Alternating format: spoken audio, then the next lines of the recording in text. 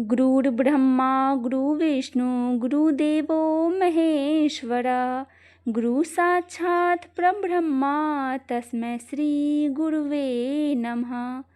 इस श्लोक के अनुसार गुरु को ब्रह्मा विष्णु महेश के बराबर माना जाता है और उन्हीं की पूजा अर्चना और आराधना के लिए की जाती है। गुरु पूर्णिमा का पावन पर्व।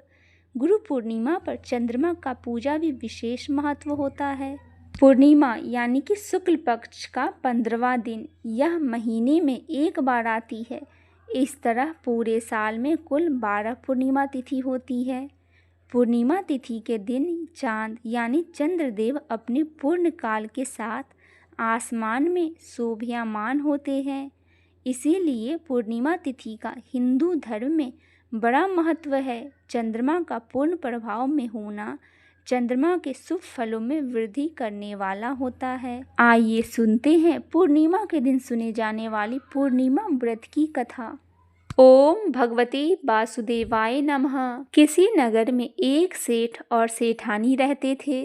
सेठानी प्रतिदिन श्री हरि भगवान विष्णु जी की पूरी श्रद्धा से पूजा अर्चना किया करती थी, लेकिन उसका पूजा करना उसके पति यानी कि सेठ जी को बिल्कुल पसंद नहीं था। इसी कारण सेठ जी ने एक दिन अपनी पत्नी को घर से ही निकाल दिया। घर से निकल जाने के बाद सेठानी जंगल की तरफ निकल पड़ी।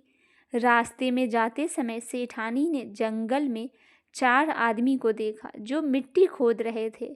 तब सेठानी उस आदमी के पास गई और उन लोगों से कहा, कृपया आप मुझे किसी काम पर रख ले। इसके बाद चारों आदमी ने सेठानी को नौकरी पर रख लिया। सेठानी के हाथ पांव बहुत ही कोमल थी। इस वजह से काम करते करते उसके हाथ पैर में छाले पड़ गए थे। सेठानी के हाथों को देख चारों आदमी ने कहा कि तुम यह काम छोड़ दो, तुम किसी अच्छे घर खानदान की लगती हो। इसकी जगह तुम हमारे घर के कामों में हाथ बटा देना। सेठानी इस काम के लिए भी राजी हो गई। फिर वह चारों आदमी सेठानी को अपने घर ले गए। वहाँ चारों आदमी हर दिन 4 मुट्ठी चावल लाते थे और आपस में बांटकर उसे खा लेते थे। अगले दिन सेठानी ने चारों से कहा, सुनो भाई, तुम लोग कल से 4 मुट्ठी की जगह 8 मुट्ठी चावल लेकर आना। सेठानी ने कहे अनुसार चारों आदमी अगले दिन 8 मुट्ठी चावल लेकर आए। उस चावल को सेठानी ने पकाकर सबसे पहले भगवान विष्णु को भोग लगाया और फिर चारों आदमी को परोस दिया। जब चारों आदमी ने उसे भोग लगाए भोजन को खाया तो उन लोगों को बहुत स्वादिष्ट लगा। उन्होंने सेठानी से कहा, बहन, आज तो तुमने खाना बनाया है वह बहुत स्वादिष्ट है। इस पर सेठानी जी ने कहा, यह भोजन भगवान विष्णु का जूठन है, इसी वजह से आप लोगों को बहुत स्वादिष्ट लग रहा है। उधर सेठानी के जाने के बाद से सेठ भूखा रहने लगा। आस पड़ोस के लोग उसे देखकर ताने भी मारते थे कि यह आदमी सिर्फ अपनी पत्नी सेठानी की वजह से ही भोजन किया करता था।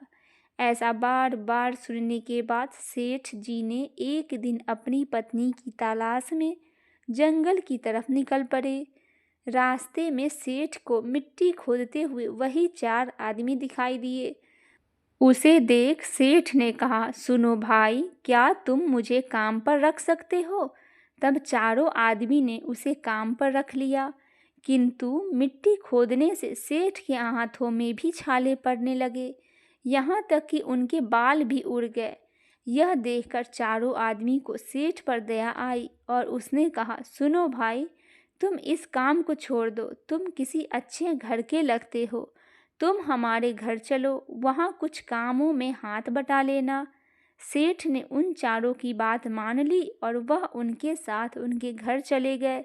घर पहुँचने के बाद सेठ ने जैसे ही सेठानी को देखा वह पहचान गए, लेकिन सेठानी घूंघट में थी और सेठ के चेहरे नहीं देख पाई।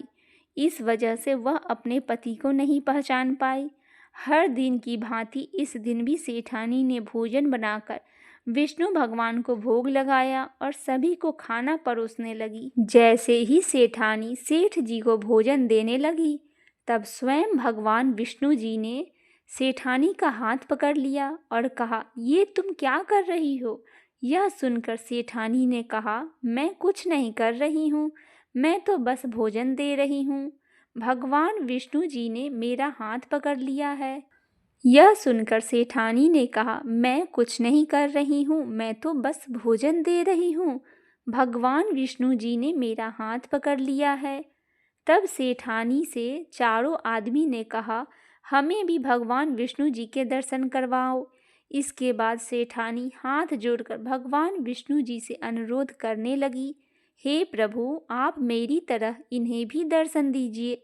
तब भगवान विष्णु जी वहाँ प्रकट हो गए। यह दृश्य देखते ही सेठ ने सेठानी से क्षमा मांगी और उसे अपने घर साथ चलने को कहा। फिर चारों भाइयों ने बहुत सारा धन देकर अपनी बहन को विदा किया।